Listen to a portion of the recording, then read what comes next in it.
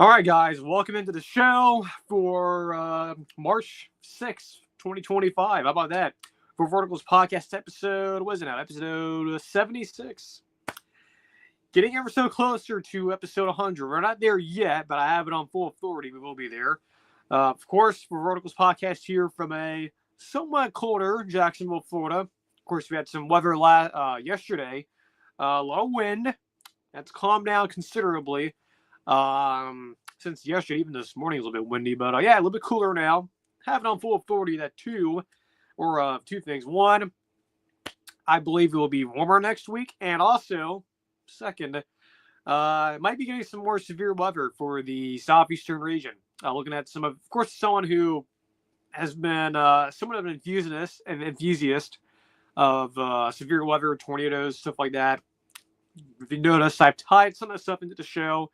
I'm not a storm chaser. I didn't go to school for meteorology. I went for communications and stuff. But yeah, we got some of the models and some of the discussion and the hype about later this time next week, maybe some severe weather, another pretty dynamic storm system coming in. So hopefully you folks in this region, somewhat where I live in the southeast, it's severe weather season, as they say, as the great James Spann, ABC 3340, chief meteorologist, says. Tornado season, particularly southeast Alabama, November through May. Clearly, we're in that. This is not uncommon. This is March and April in the southeast. So just get ready for that. But it also means, since it is March and April in the southeast and across the country, that it is also spring practice for most schools. Have already started this week. I think Bama started. I think Louisville started. A lot of G5s started. I think Virginia started there. So as we now transition into spring and away from this sort of liminal period in February, why not go over some questions we may have for some of these programs and some of these teams that maybe, some biggest questions for a lot of these big programs. So we'll go through a few of those. Hope you guys remember that Rich Rodriguez, head coach now at West Virginia, used to be the head coach there. Was there for a long time. Went to Michigan. Went to Arizona after that. After that whole Michigan situation went south quickly. Leaves Arizona amid allegations, and he went to Jacksonville State. When I was back there, hope you guys remember that. Kind of strange. No one's really talked about West Virginia and Rich Rod. I do. I care. So we'll talk about him. Can he win there? Thoughts on Daredevil Born Again. Premiered yesterday. Got some thoughts on that. Just some general thoughts. And then we'll do some predictions versus reality. Got a Texas Tech and Ole Miss on the docket. How about that?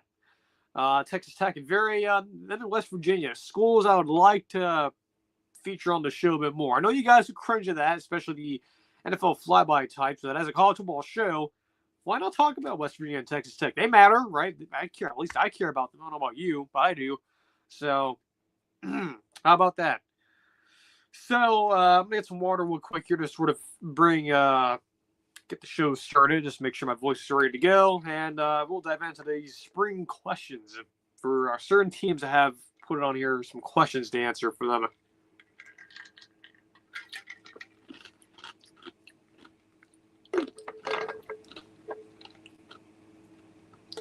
Ooh, got ice in there too. Nothing wrong with getting good water and munching down on an ice cube. Nothing wrong with that, especially if you're doing long form podcasting like me. So we move closer to the. Except my setup here is kind of strange. I have my computer here, the microphone, audio version, or the Spotify version. Now the YouTube version is actually my iPad, which is I told you guys that. A little bit newer setup here instead of doing everything on my computer. Figured why not just do both on iPad and on the microphone here, so makes it this is a little more easier for us. Okay, as I mentioned, a spring practice starting for a lot of schools, a lot of campuses, or in the words of Josh Pate, campi. I don't know if you like putting I on the end of words to make them sound like they're plural, like campi. Like, so what about fish? Is it fish eye? Is it box eye? Is it computer eye? Microphone eye? I don't do that, but whatever. Look, I love Josh Pate. I don't know about putting I on the end of everything and making it plural. That's a little bit much for me. Some words make sense, like chalices, chali, sure, campi, campuses, and whatever. But anyway, for a lot of campuses, they're opening spring practice. And I figured, like I've been mentioning, why not go through some of the major teams, one outlier team, and answer or at least address some of the questions that are going to be coming from them. So first one up is Clemson Born Alabama. They started this week, as I previously mentioned. I have the question here: is Austin Mack or Ty Simpson?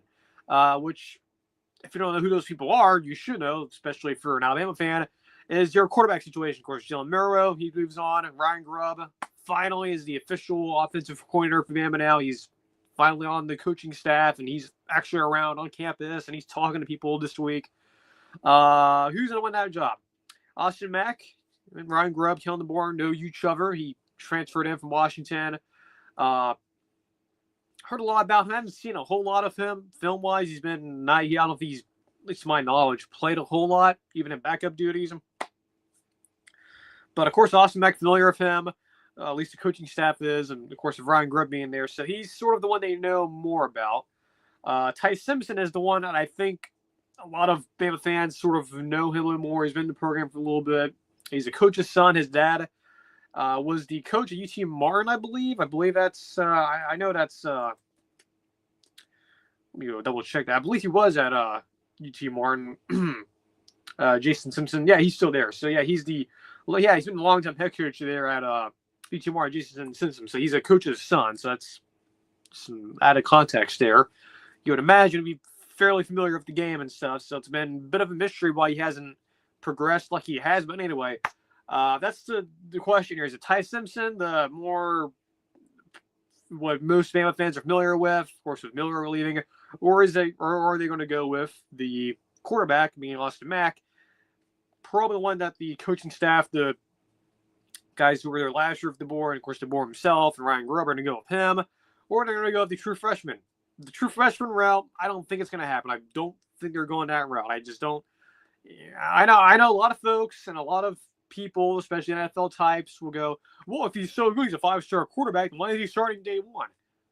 Arch Manning didn't start, and everyone was all up in arms about that, and everyone was all pissed off and saying, oh, man, Arch Manning must suck then if he's not starting.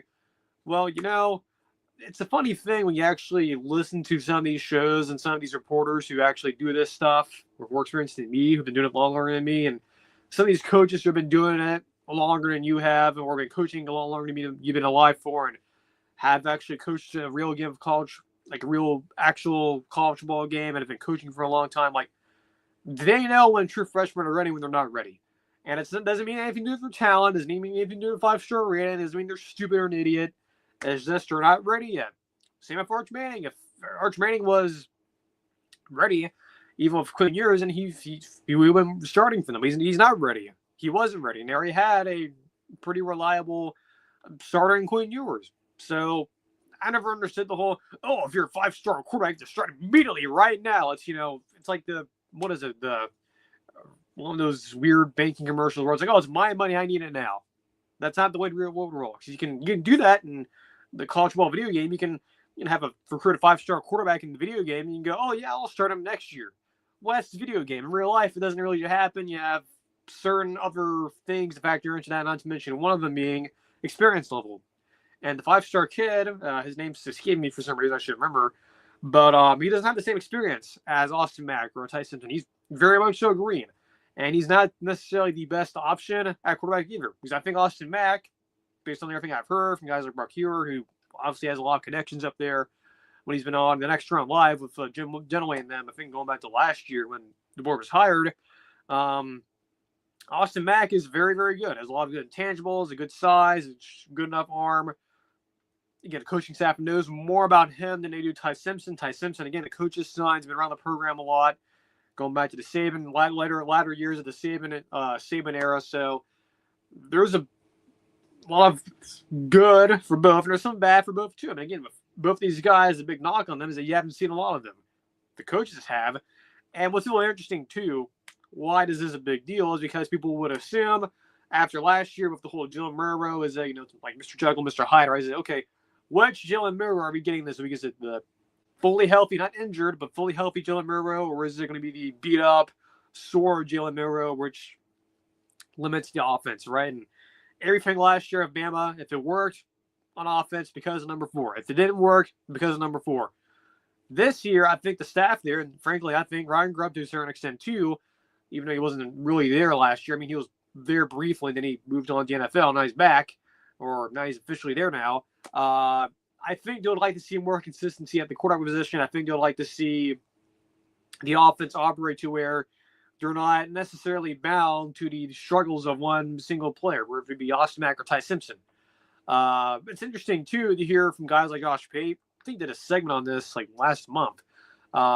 He brought this up that he firmly believes, based on what he's heard. Again, I don't have the sources like he does. I don't have those sources right now. Hopefully, eventually in the future, I do. From what he has heard, again, I trust Josh. He's been doing this all longer than I am, and I think he's one of the best guys in the business, and he's a rising star, in my opinion. From what he has heard, granted, he has connections too in the States. He literally worked and kind of technically lives on the border of Georgia and Alabama. And in fact, I've been through Columbus before. It's an interesting town. But he believes, when he has heard, and the sources he has talked to, that Ty Simpson is probably the favorite to win that job. That's all he said.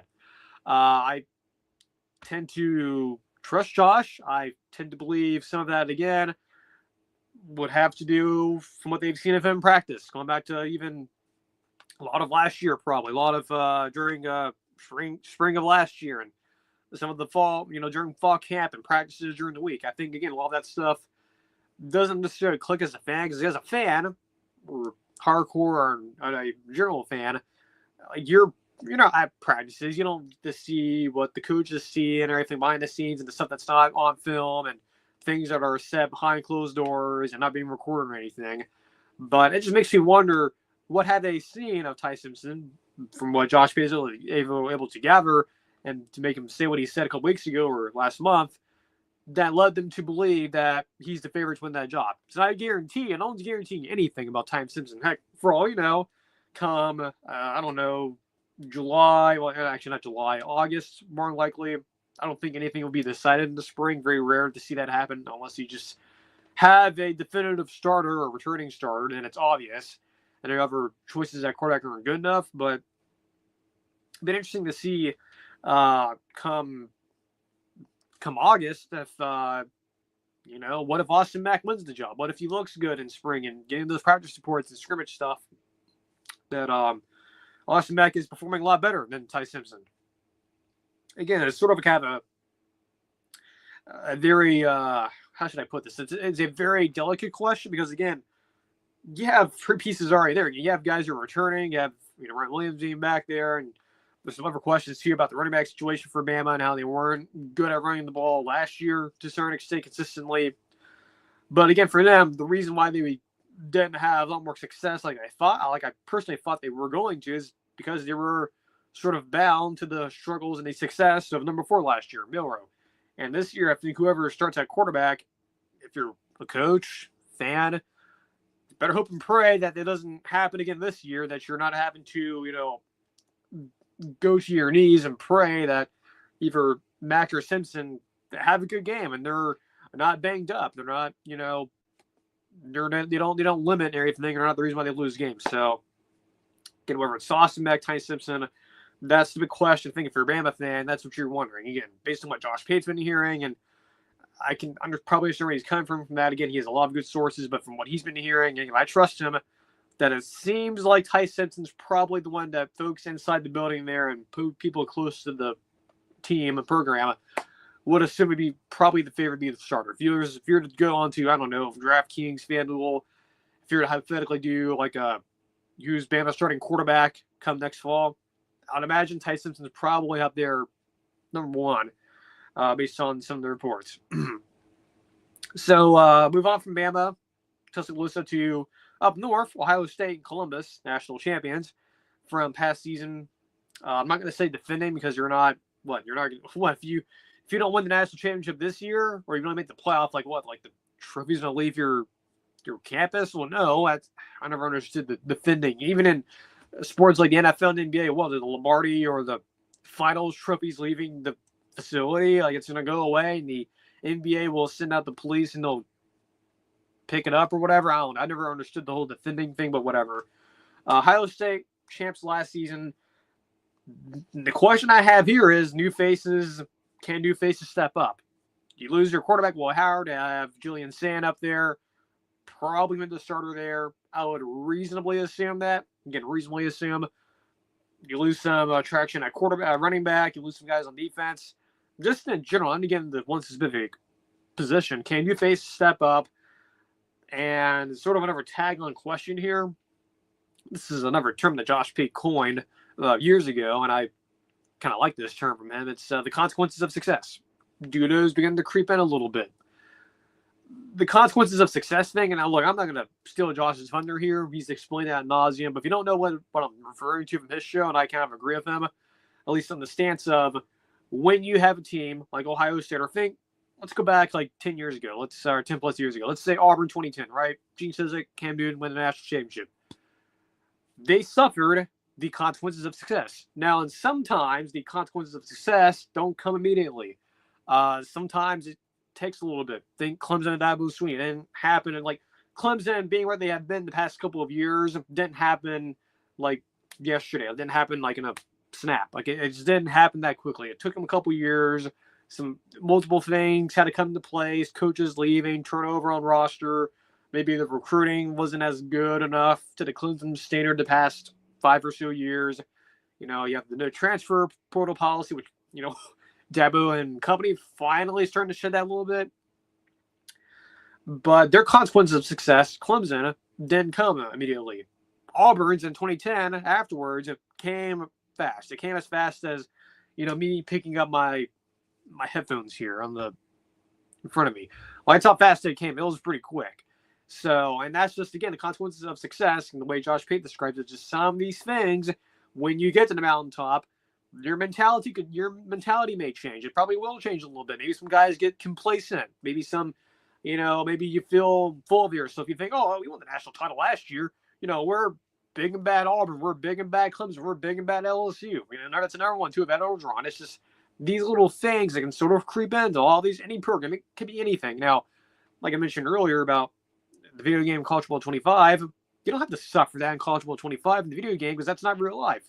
And if you want a national championship in the video game, it's just as easy. You can go edit your players or recruit and, you know, have a 100 overall team again next year too, and then everything's fine. Well, in the real life, you can't edit players. You can't, you know, customize your schedule either. You can't do certain things.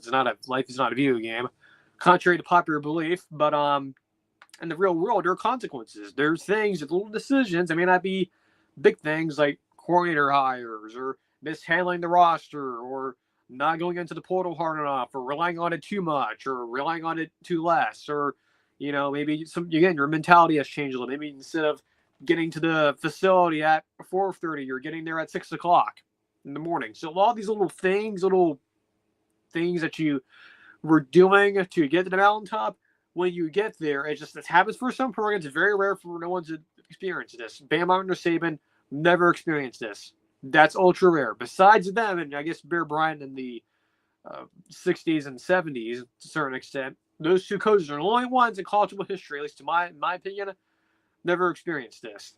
And I guess maybe Jim Harbaugh, to a certain extent, he won the national title last year and then he leaves. So him himself didn't experience it, but I think Michigan may have experienced it last year. But very rare exceptions to that rule. But most of the time, when you've had a national champion, or even the national runner-up too, going back to Auburn, another example under Malzahn, it was, even though they didn't win the national title in 2013, Malzahn and company, when he was at Auburn, they dealt with the consequences of success. There was a lot of things that they did differently going after that 2013 season that they became victims of their success. And year one, you know, Sonny Dykes at TCU kind of the same way and had a very successful year his first year. All of a sudden, you know, you see things going in the wrong direction a little bit. So that's what I wonder about Ohio State. Again, you're having to place a lot of good players. Now, the only difference between Ohio State and Auburn and TCU is that Ohio State, unlike Auburn and TCU in those examples, and including Auburn in 2010, Ohio State has recruited very, very well. Recruited consistently, like top 5, top 2, and I think in one case that number 1 class in the country. Of course, you have still Jeremiah Smith. He's not going anywhere. Of course, you have Julian Sand coming out quarterback, who was a transfer last year. He was at Bama briefly, and he officially committed to Ohio State. So you have pieces there. You guys need to step up, but you're losing a lot of guys who are going to be called in April in the draft next month. So that's a big question up there. I'm not too concerned about them because, again, I trust Ryan Day. I do trust that because of the recruiting, the talent wasn't going to fall off, and I do believe they're not going to go, what Auburn did in 2010, where they lost like 95% of their roster production, and things fall off fast, and not including the other, again, intangible stuff of like, maybe some of your mentality change, and it obviously was a major factor for Chisholm Company, but I'm not worried about the talent thing. Ohio State, I do worry about, or at least wonder, will their mentality change? Will the underdog mentality, will the it's us against the world mentality, will that still be there for Ohio State? Will that hunger still be there? Will we still be hungry to have more success? Will it be sort of a scenario for Ohio State to where maybe you get complacent? And again, like I mentioned, instead of maybe your staff getting to the complex at 4:00 turns into, oh, you guys can get there at 5:30, and then it turns into, oh, you guys can get there at 6:00. Like little things like that may not seem major to you, but if those things happen, they can turn into big things. So it's pretty important that maybe you don't do that, and you keep things on track. Again, you can't prevent those things from happening. You cannot prevent the consequences of success from not happening. It's just impossible to get rid of. And I think for Ohio State, what may not be as big of a problem, like you may not notice it if you're just a Journal fan, as a fan, if you live in, I don't know, Xenia, Ohio, or Cleveland, you may notice it a little more. You may notice, maybe if you're perusing the message boards, you're hearing, oh, yeah, I'm hearing some rumors about the coaches arriving at, the facility at 6:00 instead of 4:30 last year. That's a little weird. Sounds like complacency to me. All the message boards, rumors, and stuff aren't confirmed things, but it certainly gives you the vibe of some things are just a little bit different. And again, that's normal. The consequences of success are normal. Every single school will deal with these. Again, it may not happen eventually. It may not even happen this year. You may not see them happen this year. Maybe like Clemson, maybe you potentially down the road, you maybe see some of that stuff pop up a little bit. But I'm not expecting to be like Auburn in 2010 or TCU in 2022. Like, I don't expect it to fall off that fast. But you'd be reasonable to expect some changes to happen. Again, you're replacing a lot of guys, you're replacing quarterback, and it's going to be tough. It's going to be tough to replace that. But given their ability to recruit, their ability to do, being able to replenish their coaching staff too, because they lost both their coordinators from last year, and they've been able to get Brian Hartline and Matt Patricia as their defensive coordinator. So those things worry about too a little bit. But again, as long as Ryan Day is the head coach there, I'm not too concerned about this thing falling off completely.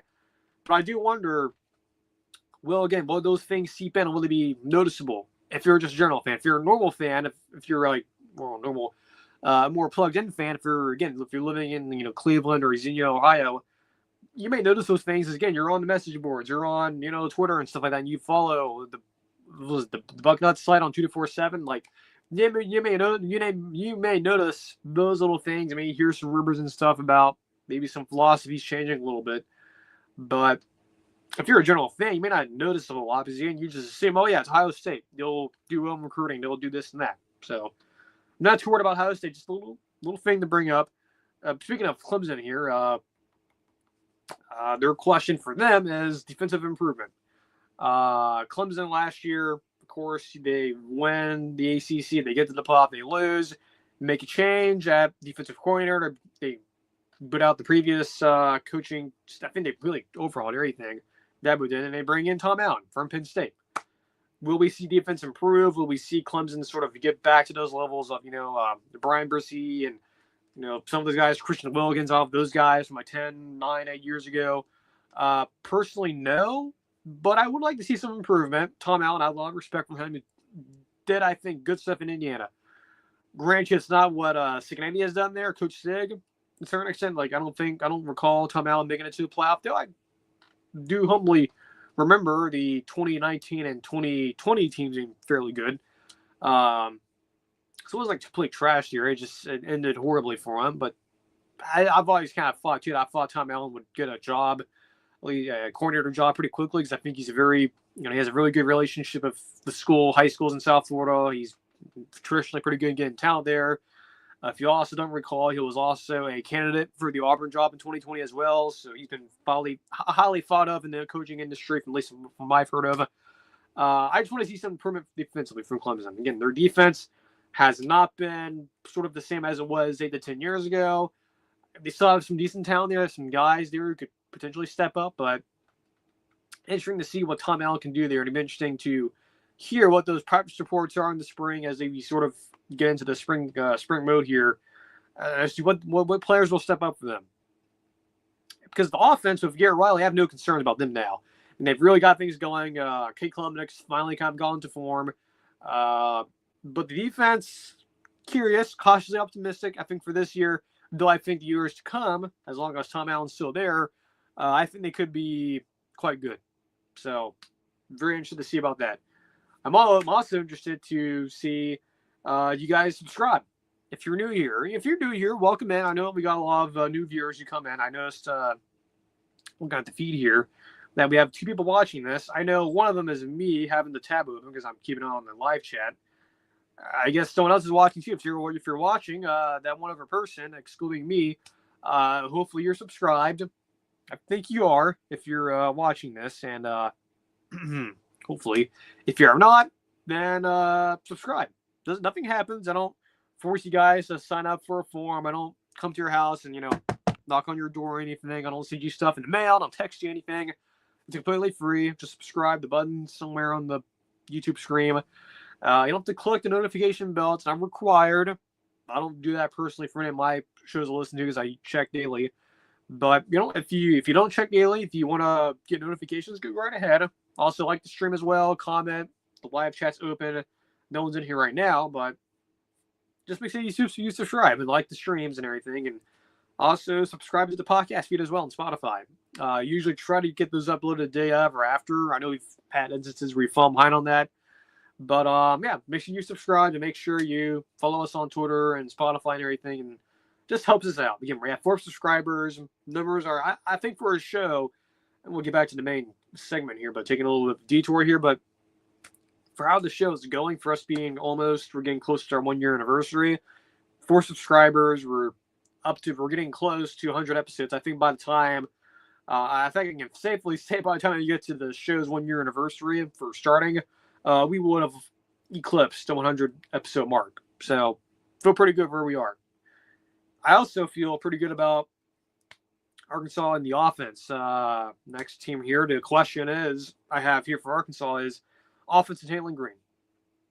Offense and Taylor Green last year were actually quite good. If I bring up, Arkansas's record from last year, I believe they went 7-6, I believe. If I recall correctly, I'm doing some research here on the fly. That's 2025 here on the old Wikipedia. Yeah, 7-6, and they won the bowl game. So good. Offense for them was inconsistent at times. Had some low-scoring games. Of course, the big win over Tennessee. Win over Auburn was a low-scoring game a little bit. But I wonder, to a certain extent, can this offense, if Petrino coming back for a second year, Taylor Green's back again, I think to a certain extent that combination really worked a little bit. And looking at Arkansas' schedule too, because their schedule, they start out with FCS team, G5, in-state school. Then they have at Memphis, a little bit frisky, and then they have Notre Dame coming to town and the non-con. Then it's the same schedule as last year, just the venues change in the SEC, which is somewhat manageable, right? You get your toughest games in conference, Ole Miss. Let's start out. Got this conference, inter-conference only. Tennessee on the road as well. A&M, LSU, and Texas. So that's like, 4 or 5 games there that are pretty tough, all of them on the road. So generally, you would expect sort of a similar result. Now, of course, we'll do the whole formal breakdown in the summer, but I just wonder with how good the offense was at times last year, because there were certain games, for example, the Oklahoma State game last year, classic example. Offense was good enough. Defense, it got better as the year went along. I think Travis Williams did frankly, a really good job last year, but that Texas Tech game, or that Oklahoma State game, was a good example of sort of the offense having probably its best game of the year, right? With the exception of the FCS team they beat last year, and they put up 80 points or whatever. So I personally just want to see the offense improve. I want to see it take the next step. And I think with Bobby Petrino's experience of running quarterbacks and Taylor Green, who, I'll be honest, he kind of grew on me last year a little bit. I think he grew on me. Wasn't sure about him after he left Boise and he transferred in. I think Taylor Green, year two for with Petrino, I know they lost a lot of guys in the portal, and that's very concerning. They lost a lot of guys. I don't think that's been talked about nationally, about the sort of exodus, if you will, of guys who left Arkansas last year. Because there's a lot here. I can go through the list of guys that's like, I think it's well over 20 guys. That's a lot. They did add some guys coming in, a couple of players, a couple of pieces coming in, but it's going to be tough, though, because I mean, they really are losing a lot of production. And again, the schedule is somewhat manageable, too, but even just without the transfer stuff and the schedule being sort of what it is, and all that. But I just wonder, again, with year two for Petrino, Taylor Green, and his history, Petrino's history of dual threat quarterbacks, I would reasonably assume that Taylor Green, this offense will take another leap into sort of, instead of maybe scoring maybe 25 points per game, I believe if I did the math correctly, that's probably close, to maybe getting that to 30 points per game or something like that. Just when I see that more of a jump there, it doesn't necessarily mean you have to win every single game. I'm not saying you have to beat like LSU and Texas next year, Tennessee. I just would like to see the offense be a little more consistent. Again, not saying you have to win every single game next year. That's not likely to have if you're in Arkansas, maybe if you live in Little Rock or Texarkana or whatever. That's not going to happen. I don't think you're not going to win every single game. But I'd like to see you guys to at least get a little bit more consistent. That's all I'm asking. If I were an Arkansas fan, that's the question I would be asking. Can we see improvement from the offense and Taylor Green? Because they were good at times last year. They were also bad at times last year. Some of that due to injury. I would just like to see some more consistency. That's all I'm asking. I think that can happen. It's not easy. It's not like you're building, the Burj Khalifa or the World Trade Center. It's not that difficult, but we'll see. That's just the question I do have here. That's sort of the random team I have thrown in here, Arkansas. Last one here is USC. QB situation and defense. USC defensively last year under Deontay Lynn, quite good last year. Right? Pretty good, actually. I think, they won 7-6 last year. Sure, it wasn't like over the moon or anything for terms of win total for them, but it was good enough. I think first year in the Big Ten could have been a lot worse. Again, I thought defensively, you did some good stuff. Offensively, actually pretty bad. Not consistent enough. And I think, how it happened to Miller Moss, he moves on to Louisville. Now you have Longstreet, the freshman, I believe a 5-star kid. To have him as an option, but you also have Jay Maeva, the former UNLV quarterback, who came in last year after did Moss? Did he get benched or did he get hurt? I'm trying to remember. I think he did get hurt. But anyway, so reasonably assuming, I think Miava is probably the starter there out there in USC land. But honestly, I don't know. I mean, it could be him, it could be Longstreet. We'll just see. I think Miava probably the favorite there. I think I recall correctly that Miava is definitely more of a dual threat type quarterback, more of a runner. That helps a little bit. Again, year two on Deontay Lynn. I would reasonably assume defense should be a little bit better. It should continue to improve. Hopefully the offense will get going. It's Lincoln Riley. I would assume that they will make some changes, at least some of the changes they've already made. I would assume whoever the quarterback is probably fits better what they want to do. The schedule, too, by the way, it starts out with Missouri State. Not FCS anymore. They're FBS now. They're going to be in, the CUSA, I believe. Then they have another G5, so 2 G5s. Of course, they play in their name every single year. It's a rivalry game. Then they have the rest of your Big Ten schedule. What is like Purdue on the road, like Michigan State. Kind of manageable, a little bit sneaky manageable. Though you do get Michigan again, and then you get Oregon. So, and then, of course, Notre Dame. So, 3 tough games. So, I guess due to math, probably 9-3. If I had to go off the top of my head, I'm not doing all the research as the possible reasonable expectation there. Probably 9-3 if everything goes swimmingly. But yeah, quarterback situation has to get figured out. Would assume against Lincoln Riley. Up until last year, had a fairly decent track record of having consistent offense. So I would imagine you'd see some improvement there, or at least see the production get a lot better. Just do better. As I would say, just do better. But yeah, that's a pretty big question. If I were USC, just quarterback situation, who's a starter? Will we see some separation from one particular person, one particular guy, and also do we see the defense improve? I think there will be some improvement there. It was good last year, improved last year compared to past years, and I think it certainly paid off for them to get Lynn from UCLA. But can Lincoln Riley and company, can they see the whole defensive staff there? Can they plus it? Can they make it better? I think they can. I have a lot of faith in them. So yeah, we'll probably do this segment again on Tuesday. Probably. I actually like this little segment we brought in here. Just some questions to ask as spring ball has started for people or is about to be in progress for others. And before we move on to the next segment here, a good clip here, about 35 minutes already. So that's really good. Not to be 36. So get some water real quick, and then we'll move on to the Rich Rod segment, some thoughts on Daredevil, and then predictions versus reality, and we'll get out of here.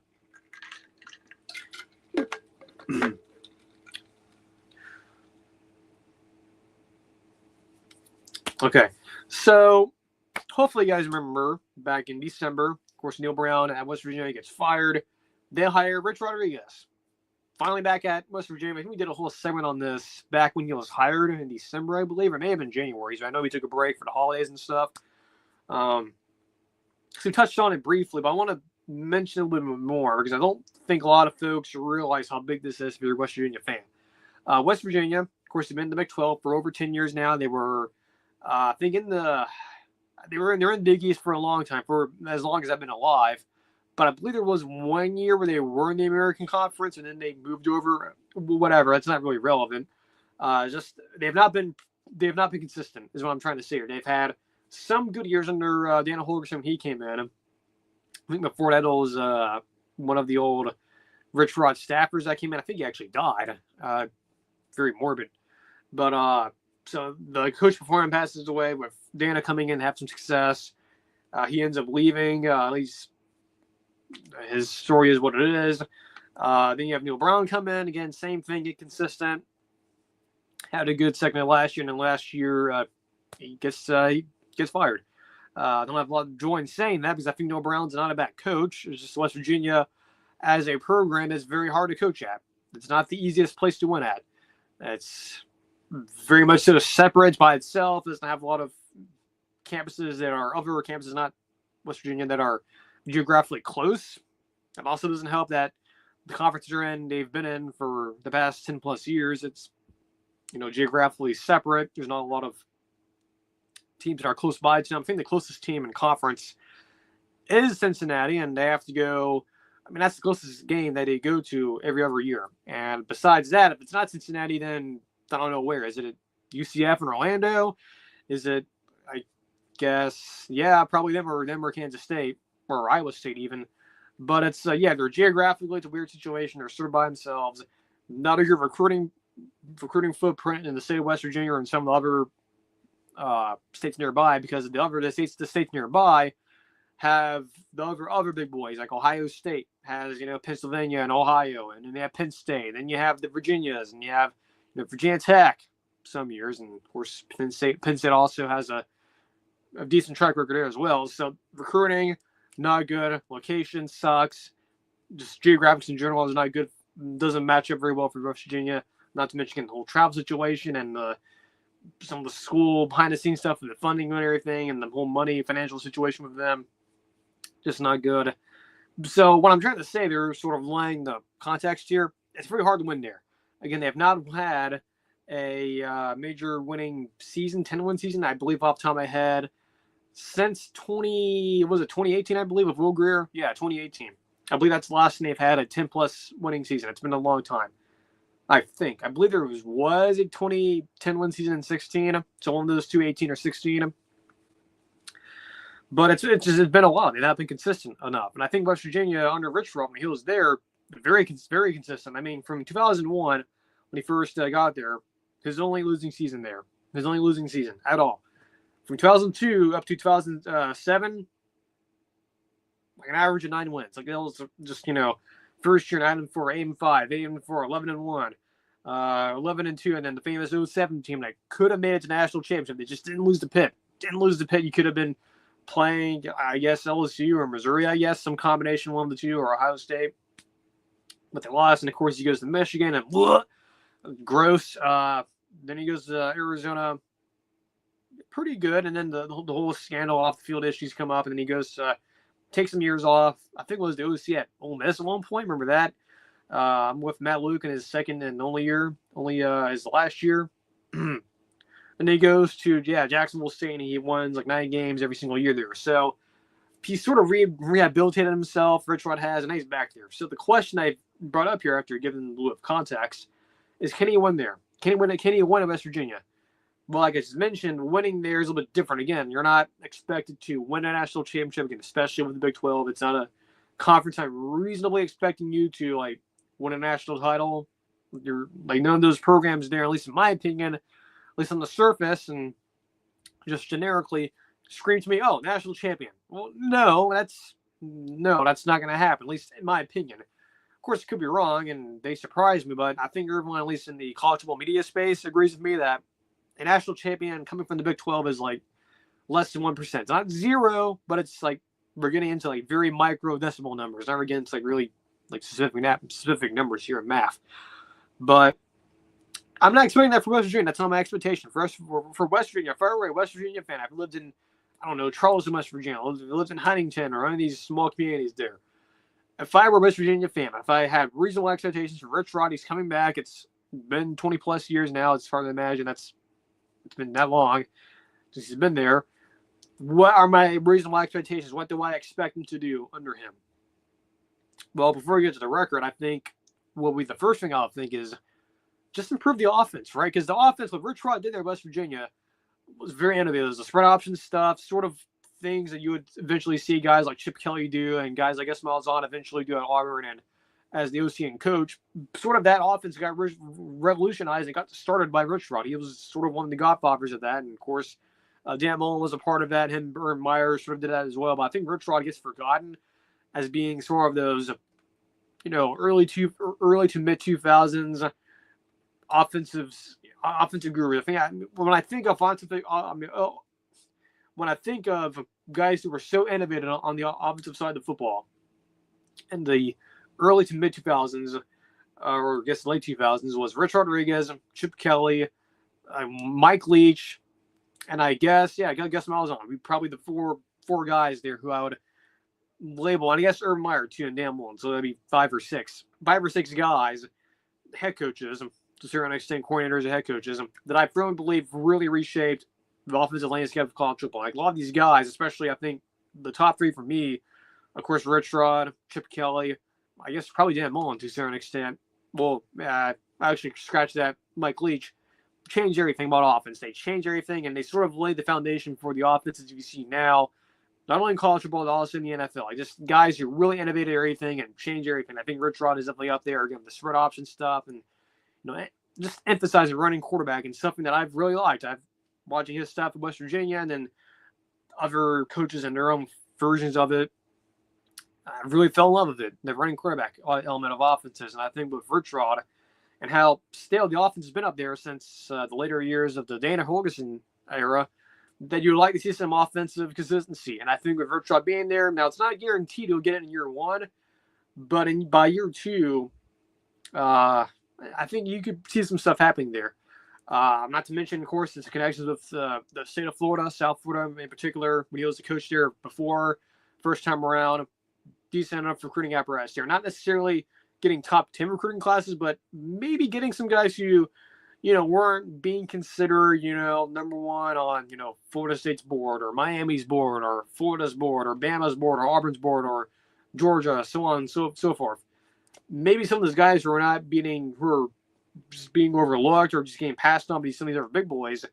Someone like Rich Rodriguez, again, who has a lot of experience doing that, he could do it again. It's not a guarantee he can, but I think he can. He's done it before, and I don't think he's become dumb in the last 20 years or whatever. And I don't think him going to Michigan changed him that much. I think that was just a bad situation. I think Rich Rod being back there, being able to connect with South Florida kids and high school kids, maybe aren't being picked up by bigger programs, could take advantage of that, especially now with them being in a, I guess, bigger conference, not necessarily power, it's really just power 2, but being in a sort of elevated conference now, not necessarily being a G5 team anymore.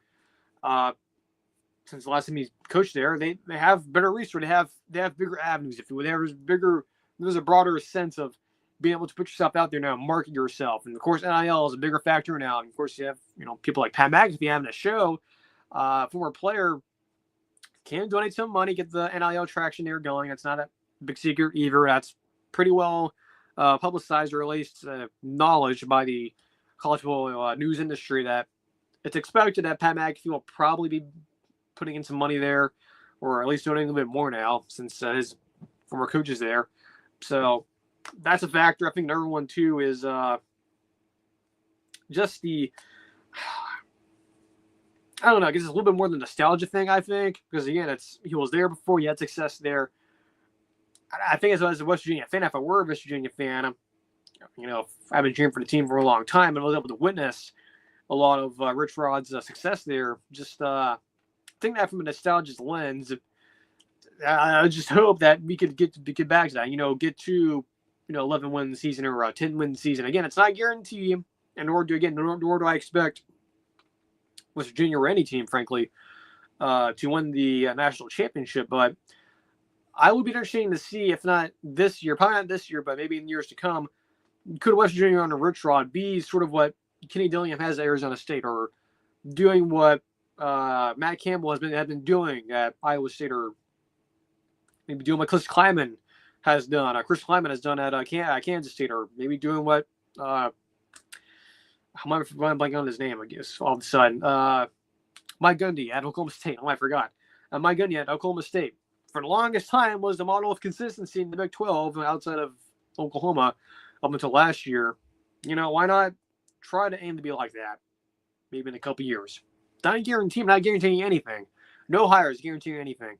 But I think to reasonably expect things, again, offense to improve, NIL to improve, relationships with the South Florida region, an area that West Virginia used to have a really good relationship with when Rich Rod was there the first time, at least from what I've heard. Again, I was a little bit too young to remember that fully. But that, and of course, the offenses, the electricity, the running quarterback, and being able to get some of those players, even from State of Alabama. Pat White, who was from North Alabama, like Auburn and Bama didn't offer him anything, scholarship or anything. Man, you guys really missed out. And of course, now in the modern era, I don't think that would happen. I don't think. But just some thoughts here on Rich Rod of West Virginia. I think it'll work there eventually. It's going to take some time a little bit. But just personally, I would like to see them have some success. Not saying they need to win a national championship. I'm not saying that. I'm just saying what I like them, what I hope them to be, again, sort of what Arizona State was last year, be what Kansas State was years past, or TCU or Iowa State or Oklahoma State. Yes, I would love to see that. Is it guaranteed this year? Absolutely not. Is it guaranteed in the next 5 years? No. Would I reasonably expect that? Sure. I'm not wrong about getting excited, but again, like I just said, no hire guarantees you anything. So, yeah, Rich Rod of West Virginia. Very exciting times there. I think a lot of folks nationally aren't talking about it as much. I would like them to. But I have a sneaking suspicion that you won't see the record improve as much. I'm not expecting you guys to go 9-3 and make it to the bowl game in Tampa or whatever it's called now, not the Outback Bowl. I'm not expecting that, but who knows? You could see the offense get a lot better. You could see, their record improve slightly. I mean, who's to say it can't?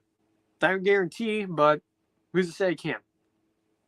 And who's to say I don't get some water here and then we move on before we go into Daredevil and predictions versus reality.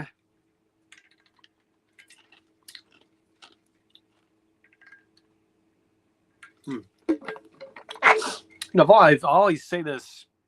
Not always say this, but I said this a couple of times before in the past. But for those of you who are new, which you do have at least one of our viewers watching this show live, that if you ever do long form podcasting at all, like we're about to go for over an hour here, water helps you a lot. I mean, you should be drinking a lot anyway.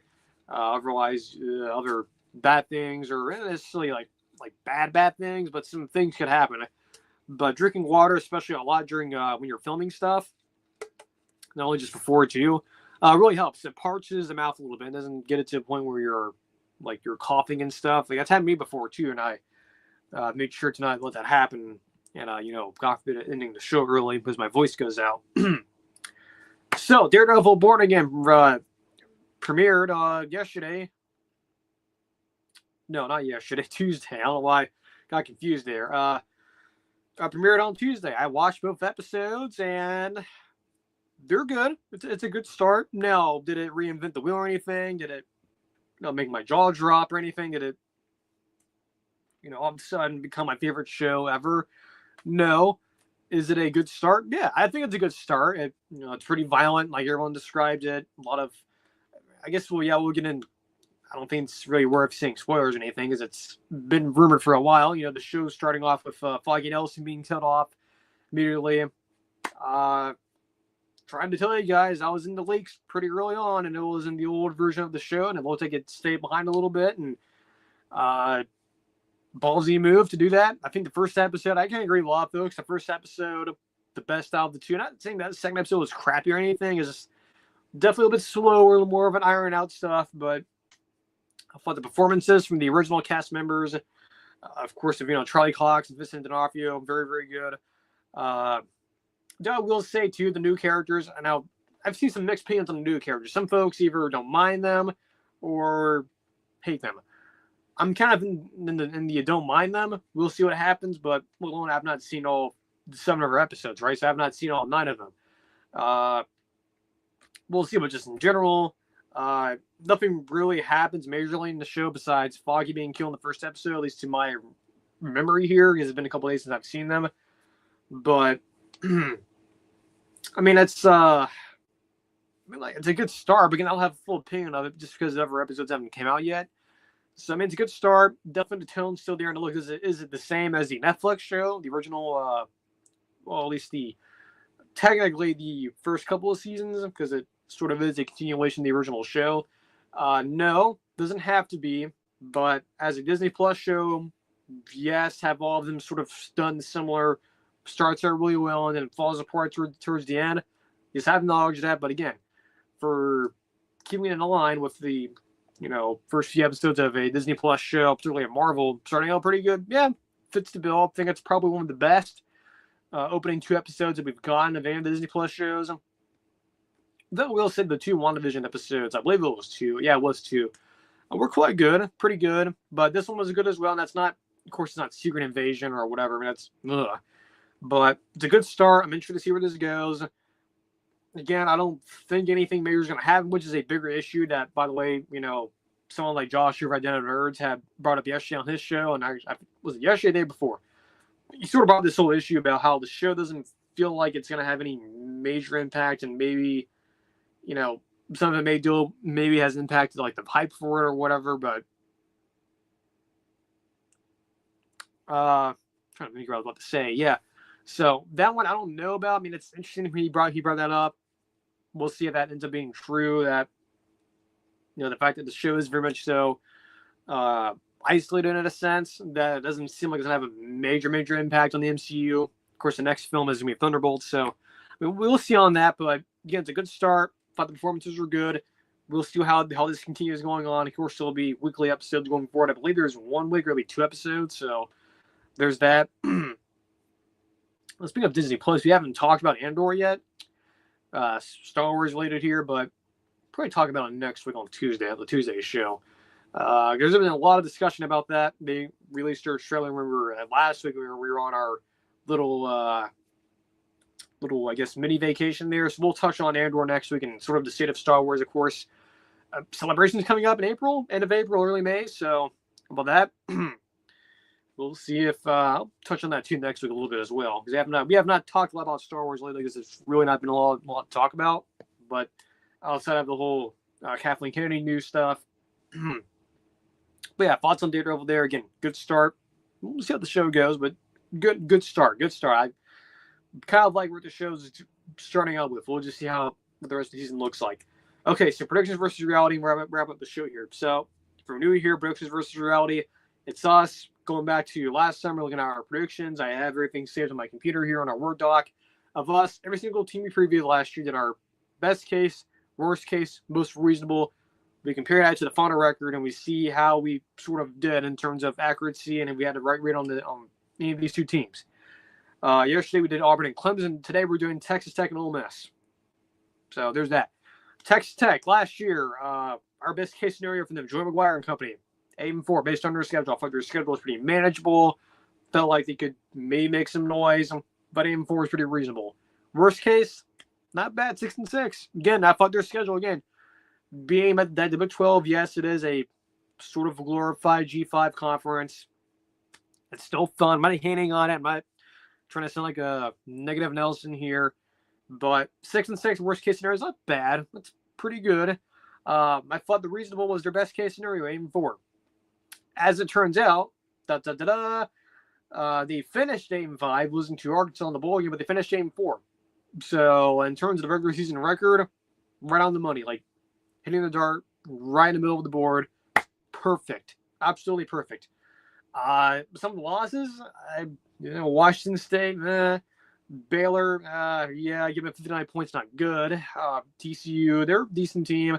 Beating Iowa State, good win. Colorado, competitive. Beat Oklahoma State, West Virginia. And out the year, I guess the worst loss, Washington State or Baylor, I guess, 1-2 in terms of point margin, pretty significant. The Baylor one's probably worse. It's at home. But, of course, last year, and I brought this up a little bit. It was hinted at a little bit about the rumors going around about, oh, man, is Joe McGuire going to get fired? Is Texas Tech going to try to go get J.G. Kinney? I believe I have to do who it is from Texas State. Personally, I thought that was pretty stupid. It's like, it's early in the season. Like, nothing's been formally definitive yet. And I was right about that because he didn't get fired. So I don't know where those rumors came from. I believe Cover 3 mentioned them last year a little bit about the J.G. Kinney rumors. I don't know where those got started. I think it started after the Washington State game. But anyway, Joe McGuire's not going anywhere. He's building really well. He's recruited well. I think in top 25 several times in the recruiting rankings, at least going to 247. Transfer portal really, really good. Next year, by the way, we have a preview of their schedule for next year. By the way, their recruiting class, again, was pretty good last year. And again, their transfer cycle was good. They lost some guys. The Mike Hudson, the 4 or 5-star receiver that left to A&M, hurts a little bit knowing that you did lose a 4 or 5-star receiver. But as long as Joe McGuire is still there, they're going to be okay. And their schedule, too, is very, very, very somewhat friendly.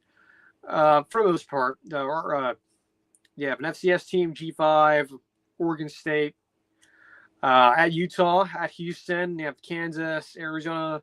So it's a good mixture. Got some tough games. I think your toughest games are probably Arizona State, Kansas State.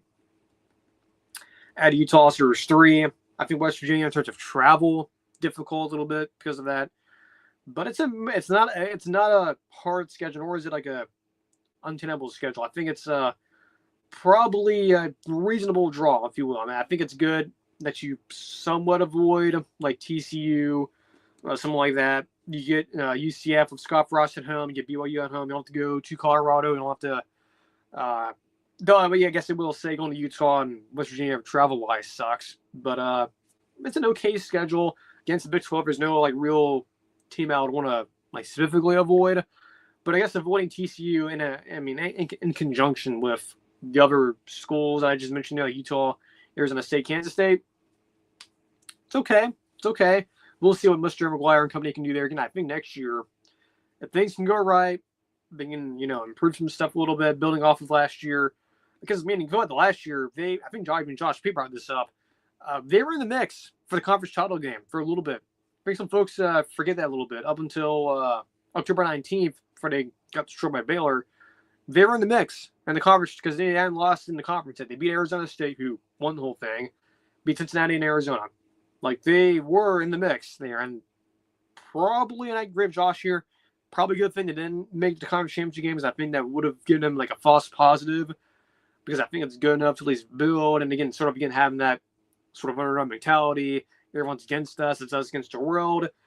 I think next year for them, if everything falls in the right place for them, if, Utah takes a step back, if Arizona State takes a step back, they can make some noise. They can definitely make some noise again. Them avoiding, like, TCU, Iowa State kind of helps a little bit. Ranching, and there's no real major threat there that I would say would really scare me. Maybe Iowa State. But, yeah, we had a good read on them last year. Joe McGuire, no problems with him. He's a good coach. No reason why anyone should be questioning him, like, getting fired or anything. And they made some changes last year on defense. Brought in a whole new staff there. Wood, who was at Houston last year, so made some changes there, overhauled the staff a little bit, and I'm excited to see what they do there. Joe McGuire, very good coach, been there 4 years. Again, as Josh Pate always says, progress not always linear. It's more up and down. It's not like College Bowl 25 where it's it's one thing or the other, where you can make it go in one direction. But 8-5 his first year, 7-6 last year, or the year before, or no, it's his first year 8-5, second year 7-6, last year 8-5, 23-16. That's fairly good given Texas Tech's history. I mean, you had Matt Wells there who did okay, but I guess the nerd standard's not good enough. Of course, you had Leach in years past. You had the best stretch in school history. So 8-5, 7-6, 8-5 in a conference, as again, it's not the best conference, but it's the most exciting conference. That's not horrible. That's not horrible. That's pretty good for them, and I'm really excited about their future there, or at least McGuire's future there, because I think he's a really good coach. He's from the state of Texas. I love good relationships there, and I think he can do some good there. Ole Miss, second team. This one interesting. So our best case for them was their best case for them. We projected last year was 11-1. Worst case saving for a reasonable 10-2. Again, really hyped up team. Transfer portal heavy. Lane Kiffin coming back. Jackson Dart coming back. They finished 9-3 regular season. They lost to Kentucky. LSU, understandable. I think folks like Josh Payton, even me to a certain extent, were warning you guys about the whole bye advantage. And don't worry, I think we'll obviously talk about which teams have the schedule advantage, and even Josh Payton even started hammering hard on that. So if you listen to the show, you should hopefully remember, at least be aware that there are, again, schedule advantages here. And yes, it does matter in college football. It don't matter so much in NFL, but in college football, scheduling advantages, bye advantages, which teams are on a bye versus a team that's been playing 6 or 7 straight games matters. Doesn't matter in the NFL. Doesn't matter in college football. I know some folks in the NFL where they'll cringe at that. It's a real thing, and I know Pate would agree with me on that. I'm sure a lot of folks would, especially those who cover college football. But the LSU loss, totally expected. Me and Josh Pate totally called that before the year started. The Florida loss, you beat Georgia, great. I mean, Lane's first major, ranked win, if you will. But it wasn't necessarily the results he wanted last year. I think a lot of folks, including Pate himself, disappointed him. Full mess.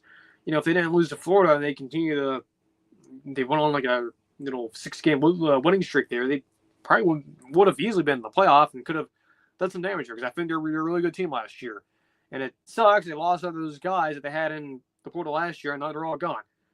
Doesn't necessarily mean that, next year can't be a good team, because I think they could. I mean, again, their schedule from what it was, at least their conference schedule, from what it was last year, just transfers over, just the venues change. So, for example, so they have G5, Kentucky on the road, Arkansas at home, another G5 in Tulane. Don't sleep on Tulane, John Sturmall. It's a rivalry game too, so just do not ignore them. How about that? 3 straight rivalry games again. Well, again, I didn't mention that before, but it's a 3 straight rivalry games there. How about that? Yes, Tulane is a rivalry. And again, don't ignore them. Tulane's very good. If you haven't listened, by the way, to Josh Pate's, mentioning Josh a lot, but if you're not listening to Pate's interview with Summerall, highly suggest you do so. He's a very good interview from him. So Tulane, then you have your bye week. Washington State's running there, whatever. Then at Georgia, at Oklahoma, and then you have your game against South Carolina, FCS, and then Florida, and then Mississippi State. So again, same schedule, just the venues change. I would originally expect, again, based on who they have coming back, and again, they have some questions about quarterback and some of the new portal additions, they have spring to figure it out. They don't be figuring it out during, during fall. And of course, Austin Simmons, the guy who came in at times last year when Dart went down, seems to be the guy they want to put out there, sort of parade out there. Of course, he's the most experienced. But based on that schedule and based on who they have coming back, who they lose, who they lost even, I kind of feel like another decent year could be coming for them. Very much so in the cards. But for them, our best case was 11-1. Worst case was aiming for a reasonable 10-2.